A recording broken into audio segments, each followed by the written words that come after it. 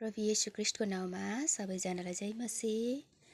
भजन सङ्ग्रह 119 को 105 मा यसरी भन्नुभएको छ, तपाईको वचन मेरो घोडाको निम्ति बत्ती र मेरो बाटोको निम्ति उज्यालो हो।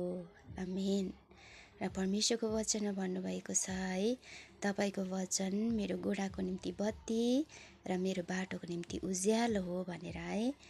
र आज हेर्छौँ भने जब रात पर्छ है, अँध्यारो हुन्छ र मानिसलाई त्यति बेला बत्तीको खाँचो परेको हुन्छ है। त्यही बाटोहरू हिँड्दै गर्दाखेरि बत्तीको जरुरत परेको हुन्छ र मानिसले अहिलेको समयमा मान्छेले हातमै आफ्नो मोबाइल फोन बोक्नु भएको हुन्छ र त्यही बालेर टर्च बालेर हिँड्दाखेरि मान्छेलाई सजिलो पर्छ त्यो बाटोहरू पार गर्नको निम्ति है।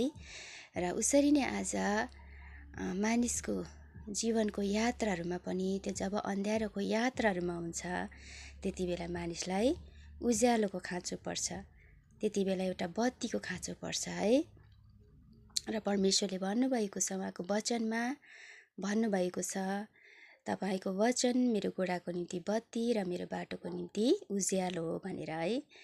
र आज परमेश्वरको वचन लिएर जब मानिसले त्यो यात्राहरू गर्दै गरेको हुन्छ नि, तब त्यति बेला मानिसलाई सजिलो पर्छ त्यो यात्रा गर्नु, सजिलैसँग पार भएर जान्छ त्यो यात्राहरू है।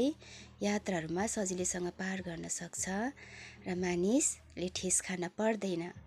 अँध्यारोमै त्यत्तिकै हिँडेर गयो भने मानिसले ठेस खान्छ है, लड्न पनि सक्छ, हातखुट्टा भाँचिन पनि सक्छ है, के हुन सक्छ। तर जब त्यहाँ एउटा बत्ती छ भने त्यो ठेस खानु पर्दैन, सजिलैसँगले पार गर्न सक्छ मानिसले।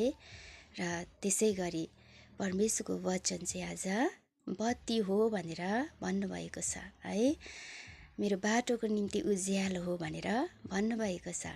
आज प्रत्येक मानिसलाई आफ्नो जीवनको यात्राहरूमा है, जब त्यो अँध्यारोको यात्राहरूमा हुन्छ मानिसहरू, त्यति बेला बत्तीको खाँचो पर्छ र त्यो बत्ती चाहिँ परमेश्वरको वचन हो भनेर परमेश्वरको वचनमा भन्नुभएको छ है। साँच्चै नै आज हामी प्रत्येक मानिसहरूलाई जीवनको यात्राहरूमा चाहिँ परमेश्वरको वचनको खाँचो परेको हुन्छ मानिसलाई है। जब परमेश्वरको वचन लिएर मानिस त्यो यात्राहरू गर्छ भने ठेस खानु पर्दैन है, पछि गएर पछुतो गर्नु पर्दैन, यो मैले के गरेँ भन्नु पर्दैन, नराम्रो मार्गतिर हिँड्नु पर्दैन है। परमेश्वरको वचन जो बत्ती हुनुहुन्छ, जो ज्योति हुनुहुन्छ है, उहाँ ज्योतिले नै सही मार्गमा मानिसलाई डोराएर लानुहुन्छ है। त्यो उज्यालोको मार्गमा, जीवनको मार्गमा डोराएर लानुहुन्छ र मानिसले ठेस खान पर्दैन, यो मैले के गरेँ भन्नु पर्दैन, कुबाटोहरूलाई अपनाउन पर्दैन है, कुबाटोतिर जान पर्दैन। र परमेश्वरको वचनले मानिसको निम्ति, मानिसको जीवनको यात्राको निम्ति बत्ती है हो र उज्यालो भनेर भन्नुभएको छ। आज परमेश्वरको वचनले मानिसलाई जीवन जिउनको निम्ति सही फर्मुला चाहिँ परमेश्वरको वचन नै हो है, जो पवित्र धर्मशास्त्र बाइबलमा हामी पाउँछौँ है। उहाँको वचन नै आज हाम्रो निम्ति त्यो बत्ती र हाम्रो बाटोको निम्ति उज्यालो हो। आमेन। परमेश्वरलाई धन्यवाद, परमेश्वरलाई महिमा भएको होस्। वचन पढाइने सुनाइमा परमेश्वरले हामी सबैलाई आशिष दिनुभएको छ है। हुन्छ, फेरि पनि सबैजनालाई जय मसीह।